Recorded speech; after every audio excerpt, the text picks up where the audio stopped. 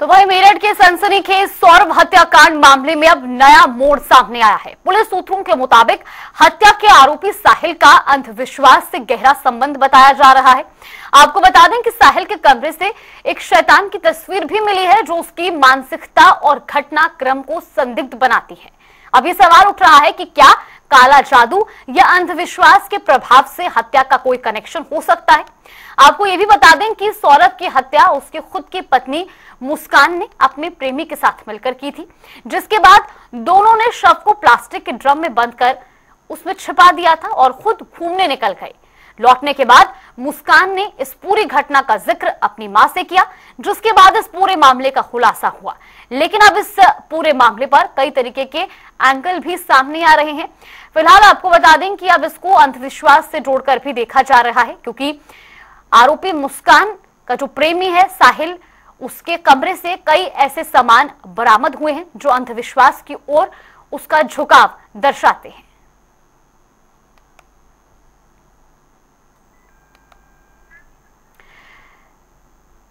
तो ये आरोपी साहिल का कमरा है जहां पुलिस छानबीन के लिए पहुंची है और इस बीच कई तरीके का सामान यहां से बरामद हुआ है और खास तौर पर एक तस्वीर जो कि यहां पर देखी गई है और इस तस्वीर से यह अंदाजा लगाया जा रहा है कि अंधविश्वास और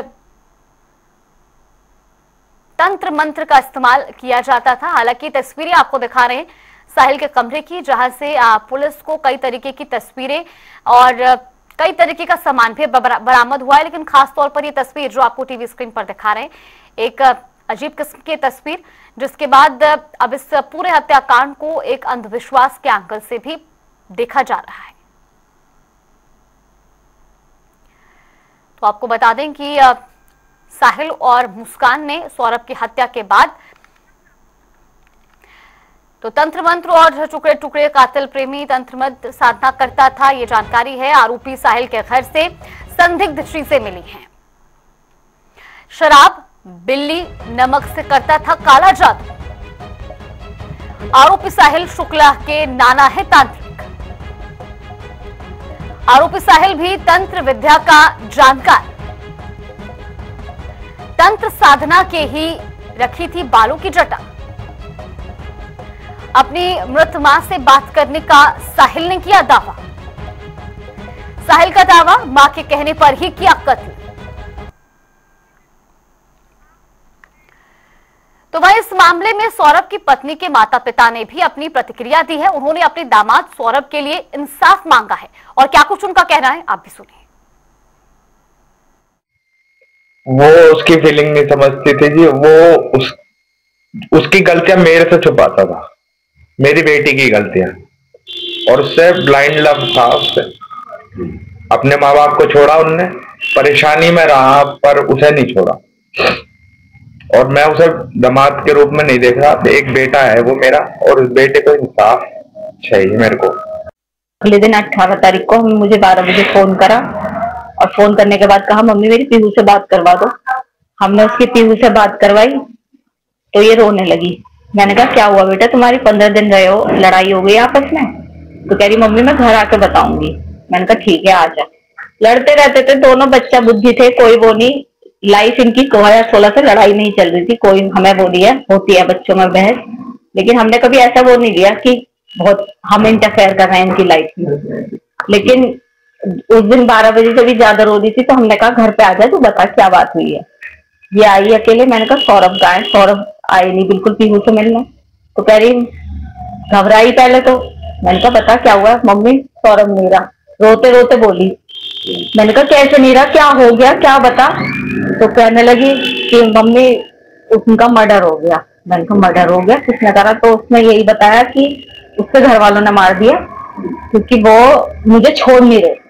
उसके घर वाले तलाक चाह रहे थे, वो मुझे छोड़ नहीं रहे थे, इसलिए उसके घर वालों ने मार दिया। मैंने कहा बेटा तूने बताया क्यों नहीं? तू 15 दिन उनके साथ रही, वहां पब्लिक होती है, तूने वहां पे ऐसा पब्लिक में शोर क्यों मचाया कि मेरे साथ ऐसा हो रहा है? तू कुछ भी कर सकती थी, तू अनपढ़ नहीं है कि कुछ ना कर सके। तू इतनी सीधी नहीं है शुभी, कुछ ना कुछ बात और है। मैंने उसकी बात पे बिलीव नहीं करा। मैंने तो करा ही नहीं उसकी बात पे बिलीव। पापा के इमोशंस का वो फायदा उठाती थी, पापा से बहुत प्यार करती थी अपने। इमोशंस का फायदा उठाया उनने, पापा से कोली भर भर के उन्हें अपनी बातों में उलझा रही थी कि उन्होंने करा। लेकिन ये भी उन्होंने भी बहला फुसला के उसके फेवर में रहे और फिर उससे कहा कि बेटा सच बता दे, तू फंस तो गई है, चाहे तूने करा है नहीं करा, तू जाएगी तो जेली। तो उसकी वही जब हम उसे लेके जाने लगे थाने, तो फिर उसके दिमाग में हमने फिर मैंने कहा बुलबुशु भी अभी भी बता दे कुछ बात है। तब इन्होंने कहा कि मैं तेरा साथ दूंगा हमेशा, जो भी तूने करा है गलत बता। तब उसे लगा कि पापा मेरे फेवर में हैं। तब उन्हें सच्चाई बोली कि पापा मैंने और मेरे साथ एक लड़का था साहिल, उसने करे। क्या कहना है? क्या कह सकते हैं हम, यही कहेंगे कि उस लड़के के लिए जस्टिस मिलना चाहिए। हमारा भी बेटा है, उन दूसरे के घर का बच्चा गया है। मैं ये दिखावे के लिए नहीं बोल रही, ये मेरे भगवान को पता है, ये मेरे बच्चों को पता है कि मैं ये केवल इसलिए कह रही हूँ कि सौरभ जानते हैं कि हमने उनकी रेस्पेक्ट करी और वो हमारी करते थे। इसी खबर पर ज्यादा जानकारी के साथ हमारे सहयोगी सरफराज अहमद हमारे साथ जुड़े। सरफराज, अब जिस तरीके से ये पूरा मामला सामने आया है, इसमें कई तरीके के एंगल भी निकलकर सामने आ रहे हैं। फिलहाल जो साहिल के कमरे से पुलिस को सामान मिला है या जिस तरीके की तस्वीरें देखी गई हैं, उसके बाद पुलिस का इस पर क्या कुछ कहना है, किस एंगल से अब इस मामले की जांच की जा रही है? देखिए, बिल्कुल इस मामले में नया चीज निकल के सामने आया है। किस तरीके से जो साहिल नाम का आरोपी है, उसके कमरे की जब पुलिस ने तलाशी ली तो वहां से कुछ ऐसी चीजें बरामद हुई हैं जो निश्चित तौर पर एक इशारा करती है कि कहीं न कहीं तांत्रिक विद्या में वो साहिल है, वो लिप्त था और वो जो है तांत्रिक विद्या की जो है जानकारी रखता था। और शायद यही वजह है कि उसने कहीं न कहीं जो उसकी प्रेमी का मुस्कान है उसको जो उसका पूरी तरीके से माइंड वॉश करने के बाद इस जो जघन्य अपराध है उसको तारीफ किया था।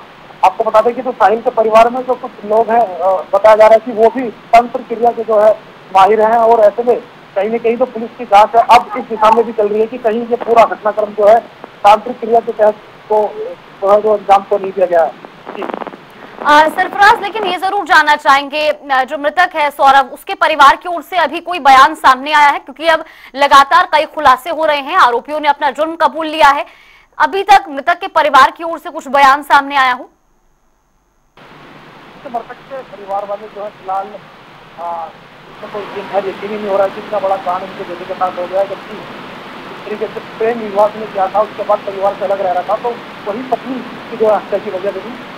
फिलहाल वो अपने इंसाफ की मांग कर रहे हैं, लेकिन अब उसका कहना है, उनका ये भी कहना है कि कहीं न कहीं तो तंत्र के लिए है, इसके अंदर से भी जाँच की जाए ताकि इस मामले में तो सही खुलासा हो सके। बिल्कुल सरफराज, फिलहाल पुलिस की कार्रवाई कहां तक पहुंची है इस पूरे मामले पे, और आरोपियों को क्या कुछ किस तरीके से अब जो है सजा का प्रावधान होगा इन पर, कोई जानकारी इस बारे में? हत्या का मुकदमा दर्ज कर लिया। इसके अलावा जो भी अन्य इसमें धारा है वो पुलिस जो है अग्रिम कार्रवाई में की बढ़ाएगी और अभी जो है इस पूरे मामले की पड़ताल पुलिस कर रही है कि और जो है और भी कोई लोग इसमें शामिल हो सकते हैं। इसके अलावा तमाम जो टीम जो है वो रिक्रिएट पुलिस ने कर लिए हैं। निश्चित तौर पर करीब से करीब सजा दिलाने की यहाँ पर अधिकारी जो है बात कर रहे हैं। हालांकि जो परिवार है, जो खुद जो आरोपी महिला है, उसके जो परिवार वाले हैं उन्होंने फांसी की मांग की है, लेकिन ये कानून के तहत है कि कितनी कड़ी सजा जो है पुलिस दिला पाएगी यहाँ पर। चलिए, बिल्कुल, बहुत बहुत धन्यवाद आपका हमारे साथ जुड़ने के लिए और जानकारी हम तक पहुंचाने के लिए। तो ये तस्वीरें भी आपको दिखा रहे हैं, आरोपी साहिल के कमरे की ये तस्वीरें हैं जहां पर पुलिस को कई तरह का सामान जो है वो बरामद पुलिस ने वहां से किया है। फिलहाल इस पूरे मामले में जांच जरूर की जा रही है, लेकिन अब इसमें एक अंधविश्वास का एंगल भी निकलकर सामने आया है।